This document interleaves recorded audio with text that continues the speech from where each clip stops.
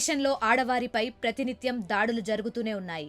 ఓవైపు హత్యాచారాలు చేస్తూ కామాంధులు రెచ్చిపోతుంటే, మరోవైపు ప్రేమ, పెళ్లితో ప్రేమోన్మాదులు పేట్రేగిపోతున్నారు. ఒప్పుకోకపోతే దాడులు చేయడం, లేదంటే ఆ అమ్మాయిలు ఆత్మహత్యలు చేసుకునేంతలా వేధించడం చేస్తున్నారు. తాజాగా మేడ్చల్ జిల్లా జవహర్ నగర్ లోనూ ఇదే ఘటన చోటు చేసుకుంది. ప్రేమ పేరుతో యువకుడి వేధింపులు తట్టుకోలేక ఓ యువతి ఆత్మహత్య చేసుకుంది. దమ్మాయిగూడ పరిధిలోని న్యూ భవానీనగర్లో నివసించే పొనగంటి తానేష్, పద్మ దంపతుల కుమార్తె పూర్ణిమ ఓ ప్రైవేట్ కళాశాలలో డిగ్రీ 2వ సంవత్సరం చదువుతోంది. ఈ నెల 24న ఉదయం 8 గంటలకు కాలేజ్కి వెళ్తున్నానని బయలుదేరింది. అనంతరం కుటుంబ సభ్యులు ఉదయం 9 గంటలకు పనికి వెళ్లారు. అయితే మధ్యాహ్నం కాలేజీ నుంచి ఇంటికి వచ్చిన పూర్ణిమ పిల్లలకు ట్యూషన్ చెప్తోంది. అంతలో ఆమెకు ఓ ఫోన్ వచ్చింది. ఫోన్ మాట్లాడుతూ ఏడుస్తూనే పూర్ణిమ బాత్రూంలోకి వెళ్లి యాసిడ్ తాగింది. తాను యాసిడ్ తాగానని ట్యూషన్కి వచ్చిన పిల్లలకు చెప్పడంతో వారు కుటుంబ సభ్యులకు సమాచారం అందించారు. హుటాహుటిన ఇంటికి చేరుకున్న తల్లిదండ్రులు పూర్ణిమను ప్రైవేట్ ఆస్పత్రికి తరలించారు. పరిస్థితి విషమించడంతో ఈసీఐఎల్లోని మరో హాస్పిటల్కి తీసుకెళ్లారు.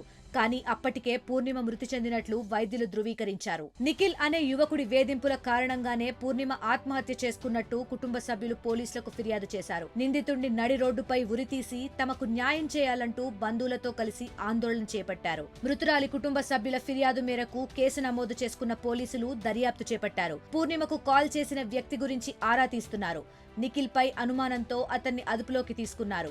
విచారణలో యువకుడి వేధింపులే కారణమని తేలితే చట్ట ప్రకారం నిందితుడిని కఠినంగా శిక్షిస్తామని పోలీసులు హామీ ఇచ్చారు.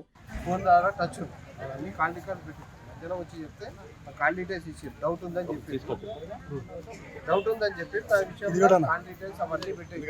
ఇన్స్టాలో మెసేజ్ పెట్టినట్టు ఆ ఇన్స్టా దానికి సంబంధించిన డీటెయిల్స్ కూడా తీసుకొని మా ఇన్వెస్టిగేషన్ ప్రకారం ఖచ్చితంగా ఏమైనా అట్లాంటివి ఉంటే 100% అక్యూజ్ ఎవరు ఉంటాడో ఖచ్చితంగా 100% సెక్షన్ ఆర్డర్ చేసి రిమాండ్ చేసి జైలు పంపిస్తా అని చెప్పి. ప్రస్తుతం ప్రేమోన్మాదుల భయంతో అమ్మాయిలు గజగజలాడిపోతున్నారు.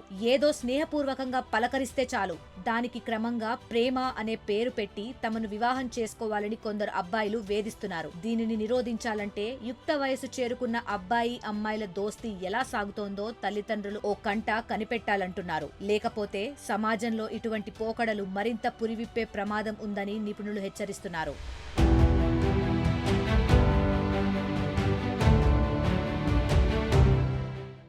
మరిన్ని వీడియోస్ కోసం ఛానల్ ని సబ్స్క్రైబ్ చేయండి. లేటెస్ట్ అప్డేట్స్ కోసం వాట్సాప్ ఛానల్ ని ఫాలో అవ్వండి. అండ్ లింక్ డిస్క్రిప్షన్ లో ఉంది.